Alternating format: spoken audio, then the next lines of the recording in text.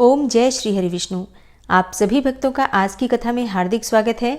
भगवान श्री हरि विष्णु और माँ लक्ष्मी की कृपा सदैव आप और आपके समस्त परिवार पर बनी रहे। 19 फरवरी 2024 आज है सोमवार का दिन और आज आप सुनने वाले हैं माघ मास की कथा का 25वां अध्याय, जिसमें आजकल आप सुन रहे हैं पद्म पुराण की कथा।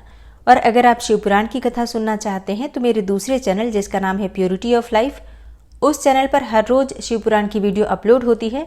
अगर आप लोग चाहें तो उसे भी सुन सकते हैं। और अब भगवान श्री हरि विष्णु का ध्यान करके आज की पावन कथा का प्रारंभ करते हैं। भीष्म जी ने पूछा, हे ब्रह्मन, सुना जाता है कि पूर्व काल में बहुत से राजा इस पृथ्वी का उपभोग कर चुके हैं। पृथ्वी के संबंध से ही राजाओं को पार्थिव या फिर पृथ्वीपति कहते हैं, परंतु इस भूमि की जो पृथ्वी संज्ञा है वह किसके संबंध से हुई है और भूमि को यह पारिभाषिक संज्ञा किस लिए दी गई अथवा उसका गौ नाम भी क्यों पड़ा, यह मुझे बताइए। तब पुलस्त्य जी ने कहा कि हे भीष्म जी, स्वयंभू मनु के वंश में एक अंग नाम के प्रजापति थे। उन्होंने मृत्यु की कन्या सुनीता के साथ विवाह किया था। सुनीता का मुख बड़ा कुरूप था।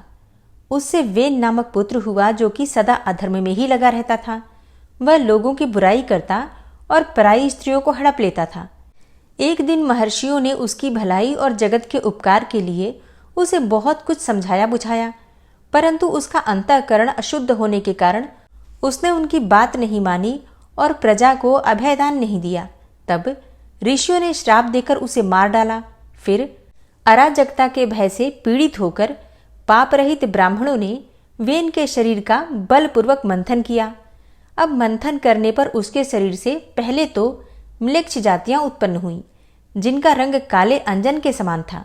तत्पश्चात उसके दाहिने हाथ से एक दिव्य तेजोमय शरीरधारी धर्मात्मा पुरुष का प्रादुर्भाव हुआ, जो धनुष बाण और गदा धारण किए हुए थे तथा रत्नमय कवच एवं अंगदादि आभूषणों से विभूषित थे। वे पृथु नाम से प्रसिद्ध हुए।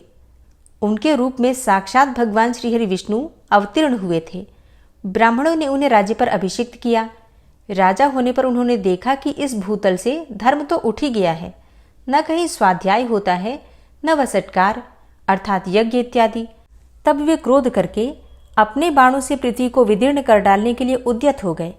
अब यह देखकर पृथ्वी गौ का रूप धारण करके भाग खड़ी हुई। उसे भागते देखकर पृथु ने भी उसका पीछा किया। तब वह एक स्थान पर खड़ी होकर बोली, हे राजन, मेरे लिए क्या आज्ञा होती है। पृथु ने कहा, हे सुव्रते, इस संपूर्ण चराचर जगत के लिए जो अभीष्ट वस्तु है उसे शीघ्र प्रस्तुत करो। पृथ्वी ने बहुत अच्छा कहकर स्वीकृति दे दी। तब राजा ने स्वयंभू मनु को बछड़ा बनाकर अपने हाथ में पृथ्वी का दूध दूहा और वही दूध अन्न हुआ, जिससे कि सारी प्रजा जीवन धारण करती है।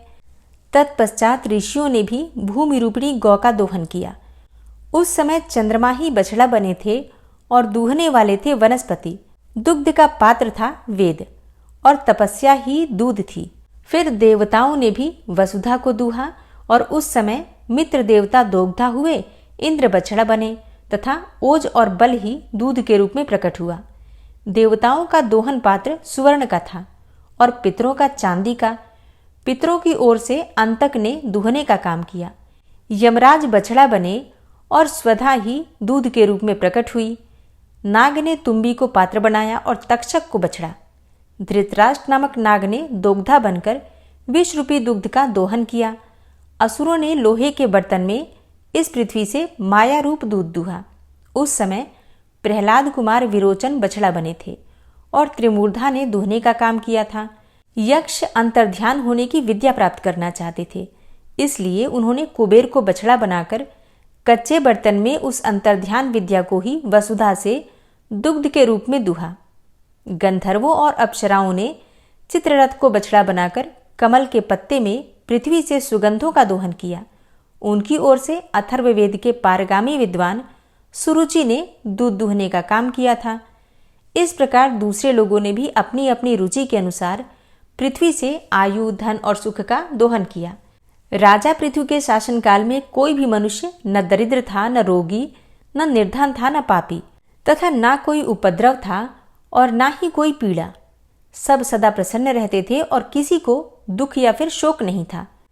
महाबली पृथु ने लोगों के हित की इच्छा से अपने धनुष की नोक से बड़े बड़े पर्वतों को उखाड़ कर हटा दिया और पृथ्वी को समतल बना दिया।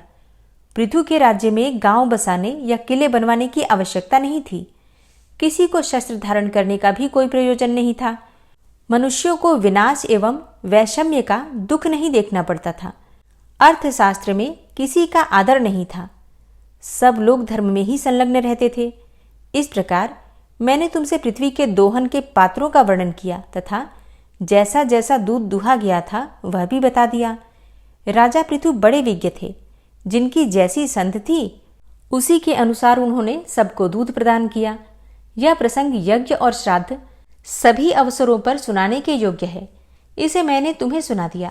यह भूमि धर्मात्मा पृथु की कन्या मानी गई और इसी से विद्वान पुरुष पृथ्वी कहकर इसकी स्तुति करते हैं। भीष्म जी ने कहा, हे ब्राह्मण, आप तो तत्व के ज्ञाता हैं। अब क्रमशः सूर्यवंश और चंद्रवंश का पूरा पूरा एक स्वार्थ वर्णन कीजिए। पुलस्त्य जी ने कहा, हे राजन, पूर्व काल में कश्यप जी से अदिति के गर्भ से विवस्वान नामक पुत्र हुए। विवस्वान की 3 स्त्रियां थीं, संज्ञा, रागी और प्रभा। रागी ने रैवत नामक पुत्र उत्पन्न किया। प्रभा से प्रभात की उत्पत्ति हुई। संज्ञा, जो कि विश्वकर्मा की पुत्री थी, उसने वैवस्वत मनु को जन्म दिया और कुछ काल के पश्चात संज्ञा के गर्भ से यम और यमुना नामक 2 जुड़वी संतानें पैदा हुईं। तदनंतर वह विवस्वान अर्थात सूर्य के तेजोमय स्वरूप को न सह सकी, अतः उसने अपने शरीर से अपने ही समान रूप वाली एक नारी को प्रकट किया। उसका नाम छाया हुआ।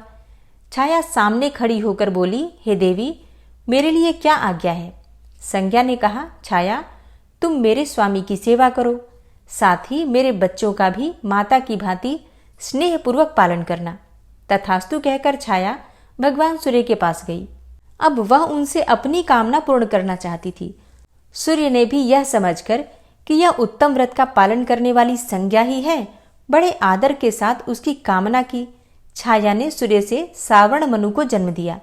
उनका वर्ण भी वैवस्वत मनु के समान होने के कारण उनका नाम सावर्ण मनु पड़ गया। तत्पश्चात भगवान भास्कर ने छाया के गर्भ से क्रमशः शनैश्चर नामक पुत्र तथा तपति और विष्टि नाम की कन्याओं को जन्म दिया। एक समय महायशस्वी यमराज वैराग्य के कारण पुष्कर तीर्थ में गए और वहां फल, फैन एवं वायु का आहार करते हुए कठोर तपस्या करने लगे। उन्होंने 100 वर्षों तक तपस्या के द्वारा ब्रह्मा जी की आराधना की। फिर उनके तप के प्रभाव से देवेश्वर ब्रह्मा जी संतुष्ट हो गए और तब यमराज ने उनसे लोकपाल का पद, अक्षय पितृलोक का राज्य तथा धर्माधर्ममय जगत की देख रेख का अधिकार मांगा। इस प्रकार उन्हें ब्रह्मा जी से लोकपाल की पदवी प्राप्त हुई। साथ ही उन्हें पितृलोक का राज्य और धर्माधर्म के निर्णय का अधिकार भी मिल गया। छाया के पुत्र शनैश्चर भी अपने तप के प्रभाव से ग्रहों की समानता को प्राप्त हुए।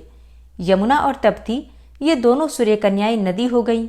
विष्टि का स्वरूप बड़ा भयंकर था। वह काल रूप से स्थित हुई और वैवस्वत मनु के 10 महाबली पुत्र हुए। उन सब में इल ज्येष्ठ थे।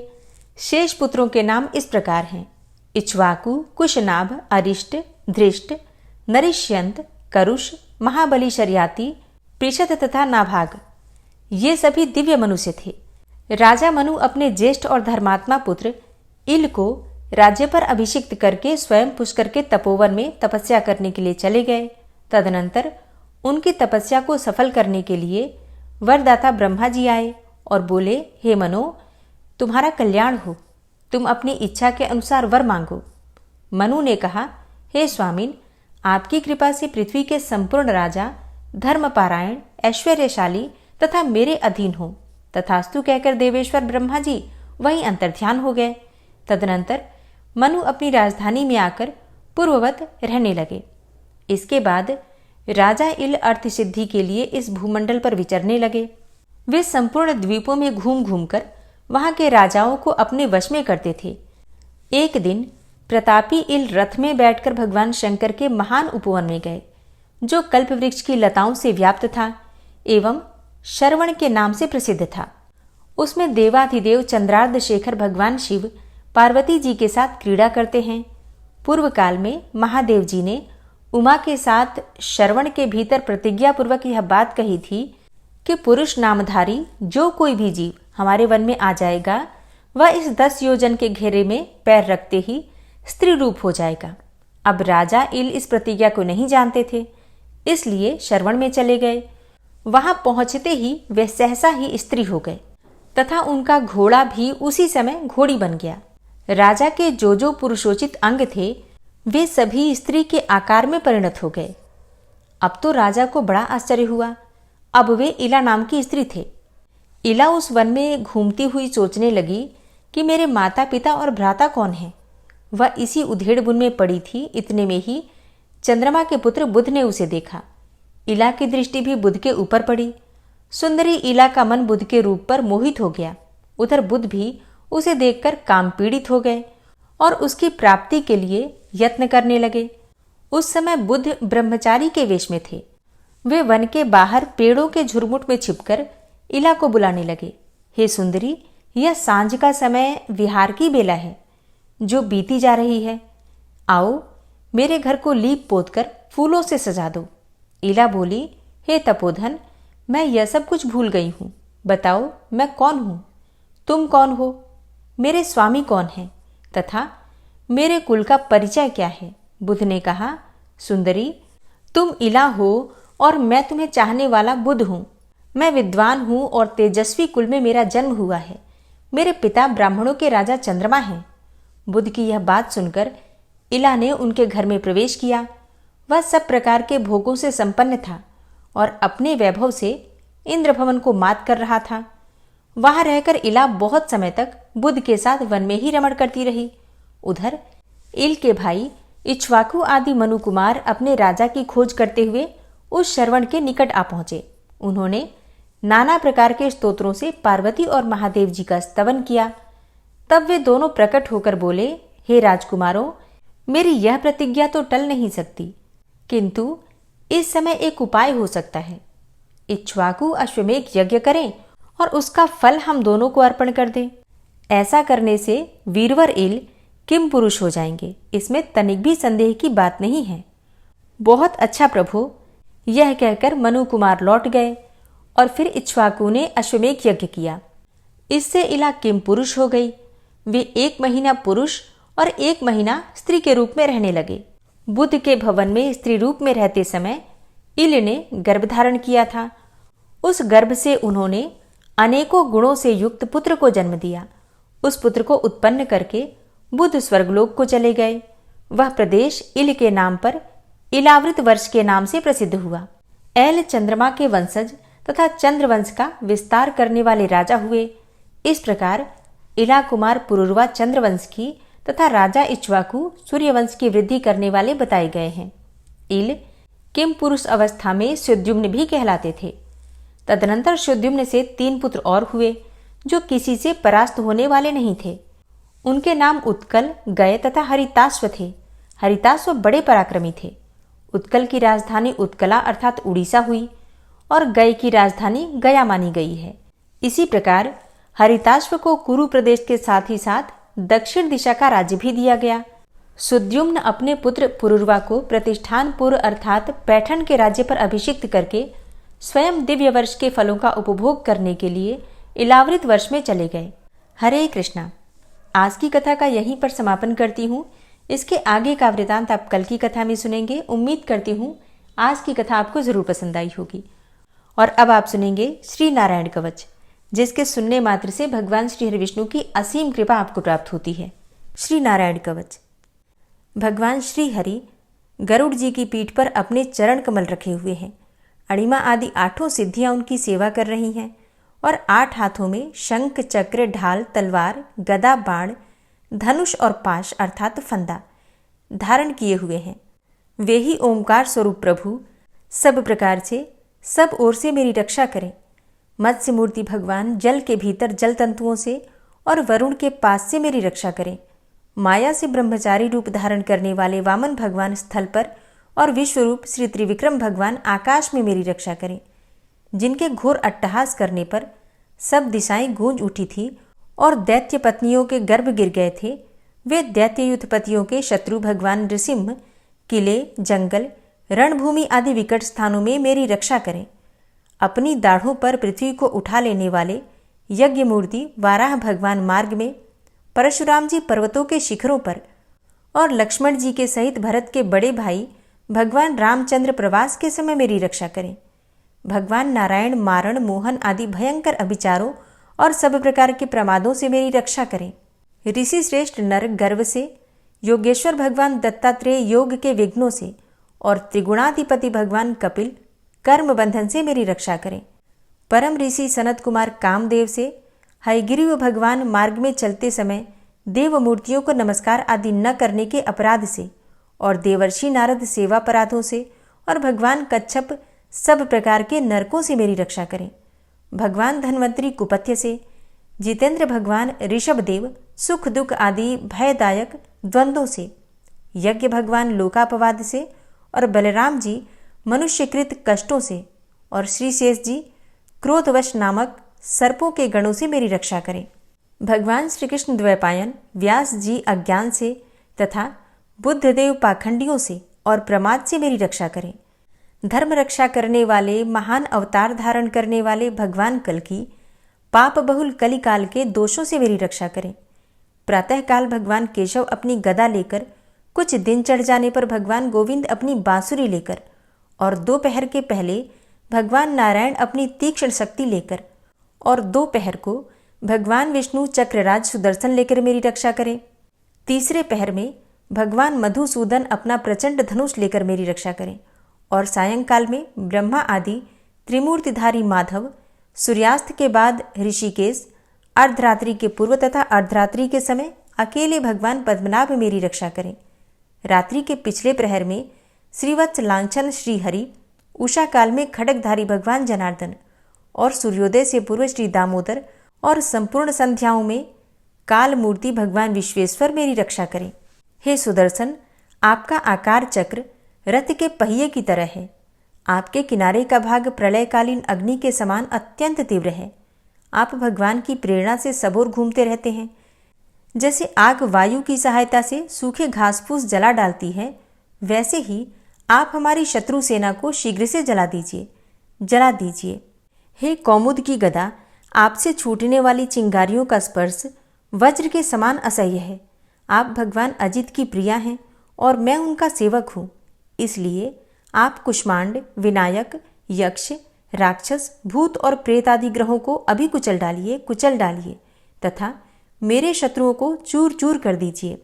हे शंखश्रेष्ठ, आप भगवान श्री कृष्ण के फूंकने से भयंकर शब्द करके मेरे शत्रुओं का दिल दहला दीजिए एवं यातुधान, प्रमथ, प्रेत, मातृका, पिशाच तथा ब्रह्म राक्षस आदि भयावने प्राणियों को यहाँ से तुरंत भगा दीजिए।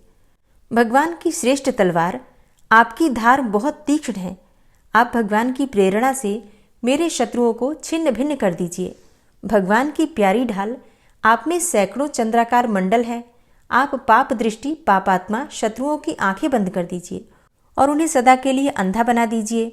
सूर्य आदि ग्रह, धूमकेतु, पुच्छल तारे आदि केतु, दुष्ट मनुष्य, सर्प आदि रेंगने वाले जंतु, दाढ़ों वाले हिंसक पशु, भूत प्रेत आदि तथा पापी प्राणियों से हमें जो भय हो और जो हमारे मंगल के विरोधी हों, वे सभी भगवान के नाम, रूप तथा आयुधों का कीर्तन करने से तत्काल नष्ट हो जाएं। बृहद, रथंतर आदि सामवेदीय स्तोत्रों से जिनकी स्तुति की जाती है, वे वेद मूर्ति भगवान गरुड़ और विश्वक्सेन जी अपने नामोच्चारण के प्रभाव से हमें सब प्रकार की विपत्तियों से बचाएं। श्रीहरि के नाम, रूप, वाहन, आयुध तथा श्रेष्ठ पार्षद हमारी बुद्धि, इंद्रिय, मन और प्राणों को सब प्रकार की आपत्तियों से बचाएं। जितना भी कार्य अथवा कारण रूप जगत है, वह वास्तव में भगवान ही है। इस सत्य के प्रभाव से हमारे सारे उपद्रव नष्ट हो जाएं। जो लोग ब्रह्म और आत्मा की एकता का अनुभव कर चुके हैं, उनकी दृष्टि में भगवान का स्वरूप समस्त विकल्पों से रहित है, भेदों से रहित है। फिर भी वे अपनी माया शक्ति के द्वारा भूषण, आयुध और रूप नामक शक्तियों को धारण करते हैं। यह बात निश्चित रूप से सत्य है। इस कारण सर्वज्ञ, सर्वव्यापक भगवान श्रीहरि सदा सर्वत्र सब स्वरूपों से हमारी रक्षा करें। जो अपने भयंकर अट्टहास से सब लोगों के भय को भगा देते हैं और अपने तेज से सबका तेज ग्रस लेते हैं, वे भगवान नृसिंह दिशा विदिशा में नीचे ऊपर बाहर भीतर सब ओर से हमारी रक्षा करें। हे देवराज इंद्र, मैंने तुम्हें यह नारायण कवच सुना दिया है। इस कवच से तुम अपने को सुरक्षित कर लो, बस फिर तुम अनायास ही सब दैत्य युद्धपतियों को जीत कर लोगे। इस नारायण कवच को धारण करने वाला पुरुष जिसको भी अपने नेत्रों से देख लेता है अथवा पैर से छू देता है, तत्काल समस्त भयों से वो मुक्त हो जाता है। जो इस वैष्णवी विद्या को धारण कर लेता है उसे राजा, डाकू, प्रेत, पिशाच आदि और बाघ आदि हिंसक जीवों से कभी किसी प्रकार का भय नहीं होता। हे देवराज, प्राचीन काल की बात है, एक कौशिक गोत्री ब्राह्मण ने इस विद्या को धारण करके योग धारणा से अपना शरीर मरुभूमि में त्याग दिया। अब जहां उस ब्राह्मण का शरीर पड़ा था उसके ऊपर से एक दिन गंधर्वराज चित्ररथ अपनी स्त्रियों के साथ विमान पर बैठकर निकले। वहां आते ही वे नीचे की ओर सिर किए विमान सहित आकाश से पृथ्वी पर गिर पड़े। इस घटना से उनके आश्चर्य की सीमा न रही जब उन्हें बालखिल्य मुनियों ने बतलाया कि यह नारायण कवच धारण करने का प्रभाव है। तब उन्होंने उस ब्राह्मण देव की हड्डियों को ले जाकर पूर्ववाहिनी सरस्वती नदी में प्रवाहित कर दिया और फिर स्नान करके वे अपने लोक को चले गए। श्री सुखदेव जी कहते हैं, हे परीक्षित, जो पुरुष इस नारायण कवच को समय पर सुनता है और जो आदरपूर्वक इसे धारण करता है उसके सामने सभी प्राणी आदर से झुक जाते हैं और वह सब प्रकार के भयों से मुक्त हो जाता है। हे परीक्षित, शतक्रतु इंद्र ने आचार्य विश्वरूप जी से यह वैष्णवी विद्या प्राप्त करके रणभूमि में असुरों को जीत लिया और वे त्रैलोक्य लक्ष्मी का उपभोग करने लगे। श्री नारायण कवच संपूर्ण हुआ। ओम विश्वं विष्णुर्वचटकारो भूतभव्य भवत्प्रभु भूतकृत भूतभृत भावो भूतात्मा भूतवाहन भूतात्मा परमात्मा च मुक्तानां परमागति अव्ययः पुरुषः साक्षी क्षेत्रज्ञो अक्षर एव च योगो योगविदां नेता प्रधान पुरुषेश्वरः नारसिंह वपुः श्रीमान् केशवः पुरुषोत्तमः सर्वः शर्वः शिवस्थाणुर्भूतादिर्निधिर्व्ययः संभवो भावनो भर्ता प्रभवः प्रभुरीश्वरः स्वयंभू शंभुरादित्यः पुष्कराक्षो महास्वनः अनादिनिधनो धाता विधाता धातुरुत्तमः अप्रमेयो ऋषिकेश पद्मनाभो अमरप्रभु विश्वकर्मा मनुस्त्वष्टा स्थविष्ठः स्थविरो ध्रुवः अग्राह्यः शाश्वतः कृष्णो लोहिताक्षः प्रतर्दनः प्रभूतस्त्रिककुब्धाम पवित्रं मङ्गलं परम् ईशानः प्राणदः प्राणो ज्येष्ठः श्रेष्ठः प्रजापति हिरण्यगर्भो भूगर्भो माधवो मधुसूदनः ईश्वरो विक्रमी धन्वी मेधावी विक्रमः क्रमः अनुत्तमो दुराधर्षः कृतज्ञः कृतिरात्मवान् सुरेशः शरणं शर्म विश्वरेताः प्रजाभवः अह संवत्सरो व्यालः प्रत्ययः सर्वदर्शनः अजः सर्वेश्वरः सिद्धः सिद्धे सर्वादिर्च्युतः वृषाकपिर्मेयात्मा सर्वयोगविनिश्रितः वसुर्वसुमनः सत्यः समात्मा संमितः समः अमोघः पुण्डरीकाक्षो वृषकर्मा वृषाकृतिः रुद्रो बहुशिरा बभ्रुर्विश्वयोनिः शुचिश्रवः अमृतः शाश्वतस्थाणुर्वरारोहो महातपः सर्वगः सर्वविद्भानुर्विश्वक्सेनो जनार्दनः वेदो वेदविद्व्यङ्गो वेदाङ्गो वेदवित्कविः लोकाध्यक्षः सुराध्यक्षो धर्माध्यक्षः कृताकृतः चतुरात्मा चतुर्व्यूहश्चतुर्द्रष्टश्चतुर्भुजः भ्राजिष्णुर्भोजनं भोक्ता सहिष्णुर्जगदाति च अनघो विजयो जेता विश्वयोनिः पुनर्वसु उपेन्द्रो वामनः प्रांशुर्मोघः शुचिरुर्जितः अतीन्द्रः संग्रहः सर्गो धृतात्मा नियमो यमः वेद्यो वैद्यः सदा योगी वीरः माधवो मधु अतीन्द्रियो महामायो महोत्साहो महाबलः महाबुद्धिर्महावीर्यो महाशक्तिर्महाद्युतिः अनिर्देश्य वपुः श्रीमान् मेयात्मा महाधृतिर् महिश्वासो महीभर्ता श्रीनिवासः सतां गति अनिरुद्ध सुरानन्दो गोविन्दो गोविन्दाम्पति मरीचिर्दमनो हंस सुपर्णो भुजगोत्तम हिरण्यनाभ सुतपा पद्मनाभ प्रजापति अमृत्यु सर्वदिक्सिंह संधाता संधिमानस्थिर अजो दूर्मर्षणः शास्ता विश्रुतात्मा सुरारिः गुरुर्गुर्तमो धाम सत्य सत्यपराक्रम निमिषो अनिमिषो श्रग्वी वाचस्पतिरुदारधि अग्रणिर्ग्रामणी श्रीमान् न्यायो नेता समीरण सहस्रमूर्धा विश्वात्मा सहस्राक्ष सहस्रपात् आवर्तनो निवृत्तात्मा संवृतः संप्रमर्दन अह संवर्तको वह निर्निलोधरणीधरः सुप्रसादः प्रसन्नात्मा विश्वदृग् विशुभुग् विभु सत्कर्ता सत्कृतः साधु जहनुर्नारायणो नरः असंख्येयो अप्रमेयात्मा विशिष्टशिष्टकृच्छुवि सिद्धार्थ सिद्धसंकल्प सिद्धिदः सिद्धिसाधनः वृषाहि वृषभो विष्णुर्विष्पर्वा वृषोदरः वर्धनो वर्धमानश्च विविक्तः श्रुतिसागरः सुभुजो दूर्धरो वाग्मी महेन्द्रो वसुदो वसु नैकरूपो बृहद्रूप शिपिविष्टः प्रकाशनः ओजस्तेजो द्युतिधरः प्रकाशात्मा प्रतापनः रिद्धस्पष्टाक्षरो मन्त्रश्चन्द्रांशुर्भास्करदुतिः अमृतांशुद्भवो भानु शशबिन्दुः सुरेश्वरः औषधं जगतः सेतु सत्यधर्मपराक्रमः भूतभव्य भवन्नाथ पवनः पावनो नलः कामः कामकृत्कान्तः कामः कामप्रदः प्रभुः युगादिकृद्युगावर्तो नैकमायो महाशनः अदृश्यो अव्यक्तरूपश्च सहस्रजितनन्तजित् इष्टो अविशिष्ट शिष्टेष्ट शिखण्डी नहुसो वृष क्रोधः क्रोधकृत्कर्ता विश्वबाहुर्महीधरः अच्युतः प्रतितः प्राणः प्राणदो वासवानुजः अपां निधिर्धिष्ठानं प्रमत्तः प्रतिष्ठितः स्कन्दः स्कन्दधरो धूर्यो वरदो वायुवाहनः वासुदेवो बृहद्भानुरादिदेवः पुरन्दरः अशोकस्तारणस्तारः शूरः सौरिर्जनेश्वरः अनुकूलः शतावर्त पद्मी पद्मनिभेक्षणः पद्मनाभो अरविन्दाक्ष पद्मगर्भ शरीरभृत् महर्धिरिद्धो वृद्धात्मा महाक्षो गरुडाध्वजः अतुलः शरभो भीमो समयज्ञो हविर्हरि सर्वलक्षणलक्षण्यो लक्ष्मीवान् समितिञ्जयः वीक्षरो रोहितो मार्गो हेतुर्दामोदरः सह महीधरो महाभागो वेगवान् मिताशनः उद्भवः क्षोभणो देवः श्रीगर्भः परमेश्वरः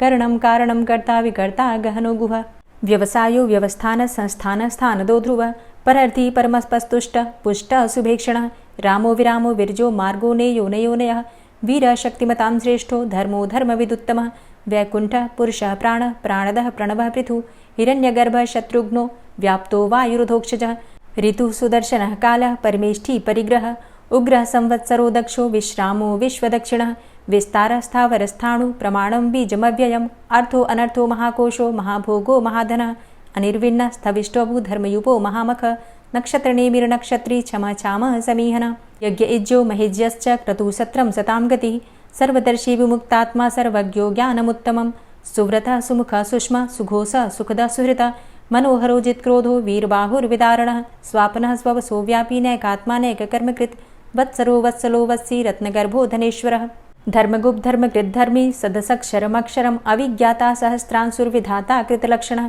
गभस्तिनेमिः सत्त्वस्थः सिंहो भूतमहेश्वरः आदिदेवो महादेवो देवेशो देवभृद्गुरुः उत्तरो गोपतिर्गोप्ता ज्ञानगम्यः पुरातनः शरीरभूतभृद्भोक्ता कपीन्द्रो भूरि दक्षिणः सोमभो अमृतपः सोमः पुरुजित पुरुषोत्तमः विनियोजयः सत्यसन्धो दाशाः सात्वतां पतिः जीवो विनयिता साक्षी मुकुन्दो अमितविक्रमः अम्भो निद्रणन्तात्मा महोदधीशयोऽन्तकः अजो महार्हः स्वाभाव्यो जितामित्रः प्रमोदनः आनन्दो नन्दनो नन्दः सत्यधर्मा त्रिविक्रमः महर्षि कपिलाचार्यः कृतज्ञो मेदिनीपतिः त्रिपदस्त्रिदशाध्यक्षो महाशृङ्गः कृतान्तकृत् महावराहो गोविन्दः सुखेणः कनकाङ्गदी गुह्यो गभीरो गहनो गुप्तश्चक्रगदाधरः वेधा स्वाङ्गो अजितः कृष्णो दृढः सङ्कर्षणोच्युतः वरुणो वारुणो वृक्षः पुष्कराक्षो महामनाः भगवान् भगानन्दी वनमाली हलायुधः आदित्यो ज्योतिरादित्यः सहिष्णुर्गतिसत्तमः सुधन्वाखण्ड परशुर्दारुणो द्रविडप्रदः दिविस्त्रिक्सर्वदृग्व्यासो वाचस्पतिर्योनिजः त्रिसामासामगः साम निर्वाणं भेषजम्भिषक्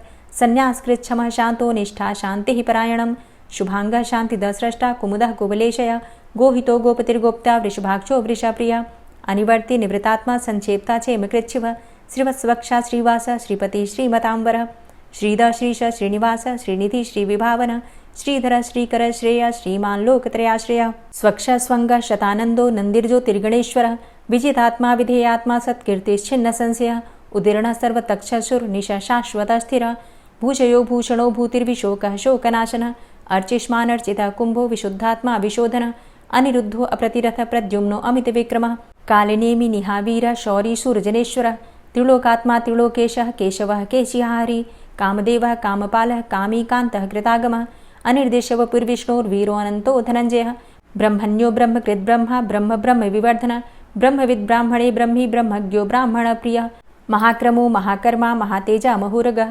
महाक्रतुर्महायज्वा महायज्ञो महाहविः स्तव्यः स्तव प्रियः स्तोत्रं स्तुतिस्तोतारणप्रियः पूर्णः पुरैता पुण्यः पुण्यकीर्तिर्नामयः मनोजवस्तीर्थकरो वसुरेता वसुप्रदः वसुप्रदो वासुदेव वसुर्वसुमनाहविः सद्गतिः सत्कीर्तिः सत्ता सद्भूतिः सत्परायणः शूरसेनो यदुश्रेष्ठः सन्निवासः सुयामुनः भूतावासो वासुदेवः सर्वासु निलयोऽनलः दर्पः दर्पदो दृप्तो दूर्धरोऽथा पराजितः विश्वमूर्तिर्महामूर्तिर्दीप्तमूर्तिर्मूर्तिमान् अनेकमूर्तिरव्यक्तः शतमूर्तिः शताननः एको नैकः सवः क किं यत्तत्पदमनुत्तमं लोकबन्धुर्लोकनाथो माधवो भक्तवत्सलः सुवर्णवर्णो हेमाङ्गो वराङ्गश्चन्दनाङ्गदी वीरः विषमः शून्यो घृताशीरचलश्चलः अमानीमानदोमान्यो लोकस्वामी त्रिलोकधृक् सुमेधा मेधजो धन्यः सत्यमेधाधराधरः तेजोवृषः द्वितिधरः सर्वशस्त्रभृताम्बरः प्रग्रहो निग्रहो व्यग्रो नैकशृङ्गो गदाग्रजः चतुर्मूर्तिश्चतुर्बाहुश्चतुर्व्यूहश्चतुर्गति चतुरात्मा चतुर्भावश्चतुर्वेदविदेकपात् समावर्तो अन्वृतात्मा दुर्जयो दुरतिक्रम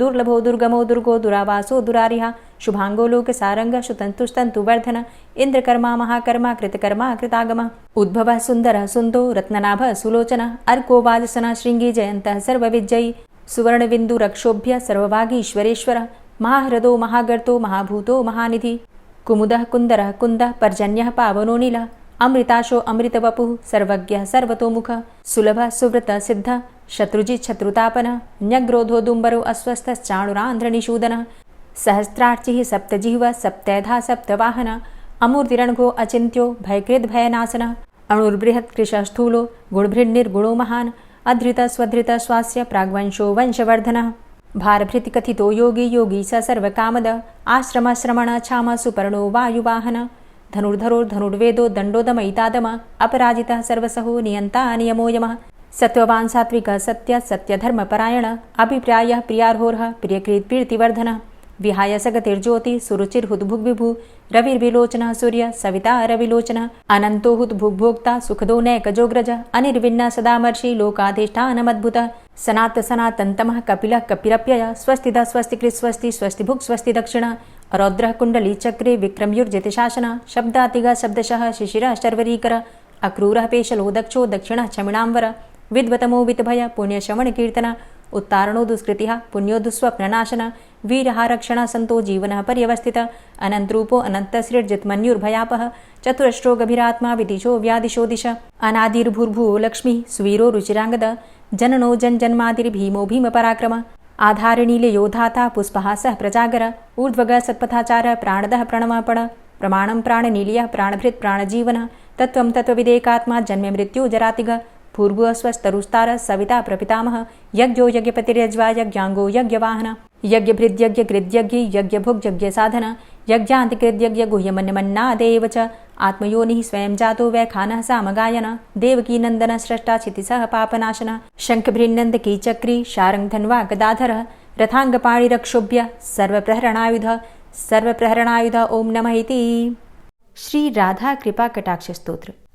मुनीन्द्रवृन्दवन्दिते त्रिलोकशोकहारिणि प्रसन्नवक्त्रपङ्कजे निकुञ्जभूविलासिनी व्रजेन्द्रभानुनन्दिनी व्रजेन्द्रसूनुसङ्गते कदा करिष्यसीह मां कृपाकटाक्षभाजनम् अशोकवृक्षवल्लरी वितानमण्डपस्थिते प्रवालबालपल्लव प्रभारुणान्ध्रिकोमले वराभयस्फुरत्करे प्रभूतसम्पदालये कदा करिष्यसीह मां कृपाकटाक्षभाजनम् अनङ्गरङ्गमङ्गलं प्रसङ्गभङ्गुरं भ्रुवां सविभ्रमं ससम्भ्रमं दृगन्तबाणपातने निरन्तरं वशीकृत प्रतीतनन्दनन्दने कदा करिष्यसीह मां कृपाकटाक्षभाजनम्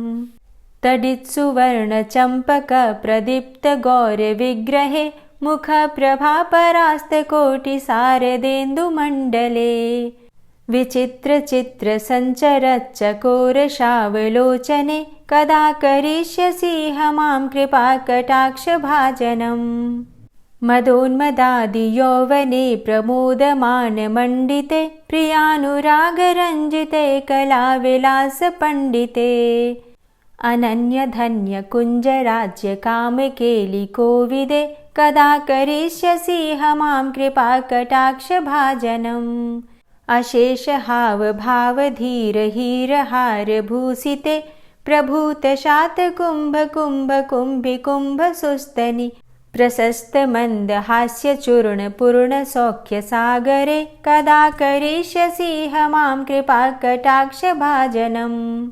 मृणालवालवल्लरीतरङ्गरङ्गदौर्लते लताग्रलास्यलोलनीललोचनावलोकने ललल्लुलन्मिलन्मनोज्ञमुग्धमोहिनाश्रिते कदा करिष्यसीह मां कृपाकटाक्षभाजनम् सुवर्णमल्लिकाञ्चितत्रिरेखकम्बुकण्ठगे त्रिसूत्रमङ्गलीगुणत्रिरत्नदीप्तिदीधिते सलोलनीलकुन्तलप्रसूनगुच्छगुम्फिते कदा करिष्यसि मां कृपाकटाक्षभाजनम् नितम्बबिम्बलम्बमानपुष्पमेखलागुणे प्रशस्तरत्नकिङ्किणीकलापमध्यमञ्जुले करीन्द्रशुण्डदण्डिकावरोहशोभगोरुके कदा करिष्यसि मां कृपाकटाक्षभाजनम् अनेकमन्त्रनादमञ्जुनूपुरारवस्खलत् समाजराजहंसवंश निक्वडाति गौरवे विलोलहेमवल्लरी विडम्बिचारुचङ्क्रमे कदा करिष्यसि मां कृपाकटाक्षभाजनम् अनन्तकोटिविष्णुलोकनम्रपद्मजार्चिते हिमाद्रिजापुलोमजा विरिञ्चिजावरप्रदे अपारसिद्धिरिद्धिदिग्धसत्पदाङ्गुलीनखे कदा करिष्यसि मां कृपाकटाक्षभाजनम् मखेश्वरी क्रियेश्वरी स्वधेश्वरी सुरेश्वरी त्रिवेदभारतीश्वरी प्रमाणशासनेश्वरी रमेश्वरी क्षमेश्वरी प्रमोदकाननेश्वरी व्रजेश्वरी व्रजाधिपे श्रीराधिके नमोऽस्तु ते इतीममद्भुतं स्तवं निशम्य भानुनन्दिनी करोतु सन्ततं जनं कृपाकटाक्षभाजनम् भवेत्तदैव सञ्चितत्रिरूपकर्मनाशनं लभेत्तदा ब्रजेन्द्रसूनुमण्डलप्रवेशनम् जय जय श्री राधे, जय जय श्री राधे। और अब आप सुनेंगे श्री तुलसी चालीसा। श्री तुलसी महारानी करूँ विनय सिरनाय, जो मम हो संकट विकट दीजे मात नशाय।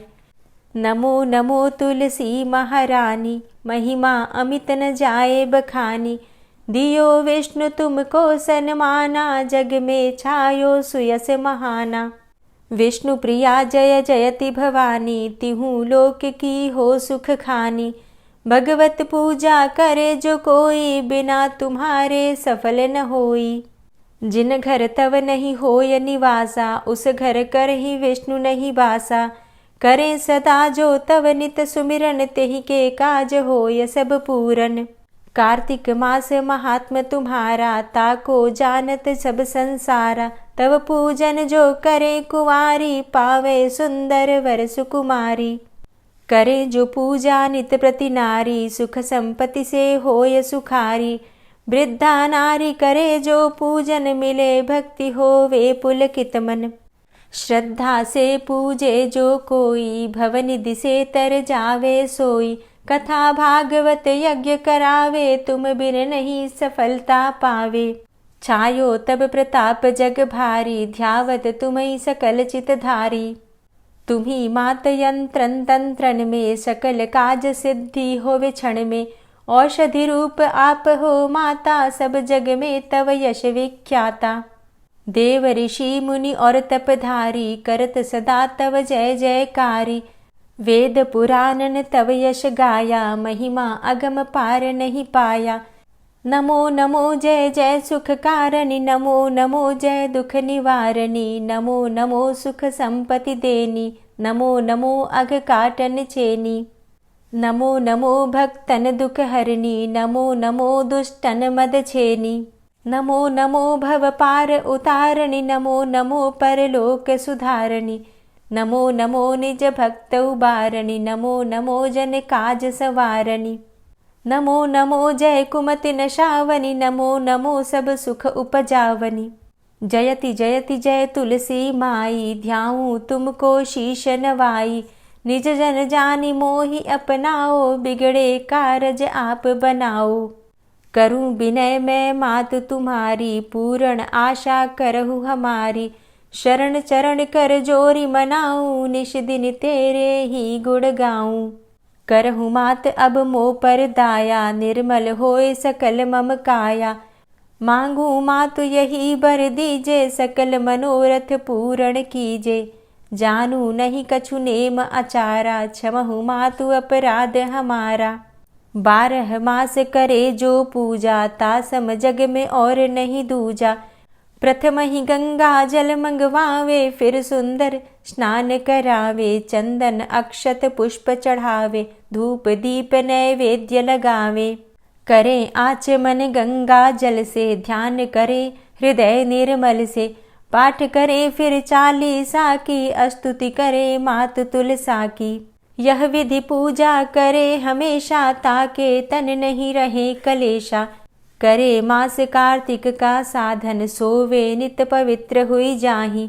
है यह कथा महासुखदाई, पढ़े सुने सो भव तर जाई।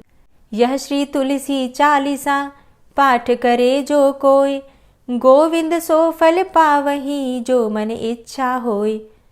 तुलसी चालीसा संपूर्ण। और अब आप सुनेंगे तुलसी महारानी की आरती। तुलसी महारानी नमो नमो, हरि की पटरानी नमो नमो। तुलसी महारानी नमो नमो, हरि की पटरानी नमो नमो।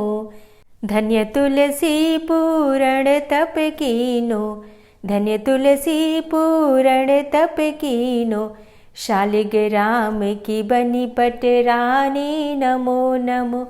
तुलसी महारानी नमो नमो, हरि की पटरानी नमो नमो।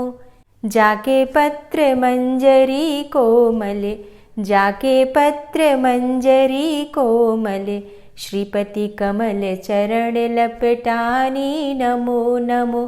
हरि की पटरानी नमो नमो। तुलसी महारानी नमो नमो। धूप दीप नैवेद्य आरती, धूप दीप नैवेद्य आरती। पुष्पन की वर्षा बरसानी नमो नमो। हरि की पटरानी नमो नमो। तुलसा महारानी नमो नमो। 56 भोग 36 व्यंजन, 56 भोग 36 व्यंजन।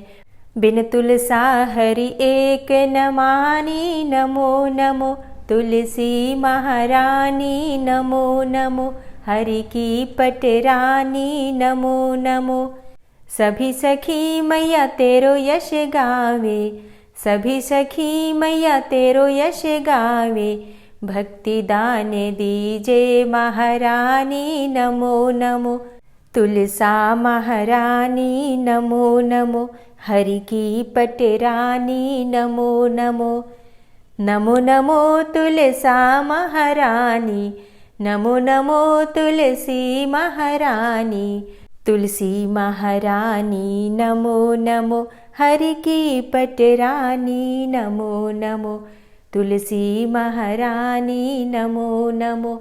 हरि की पटरानी नमो नमो।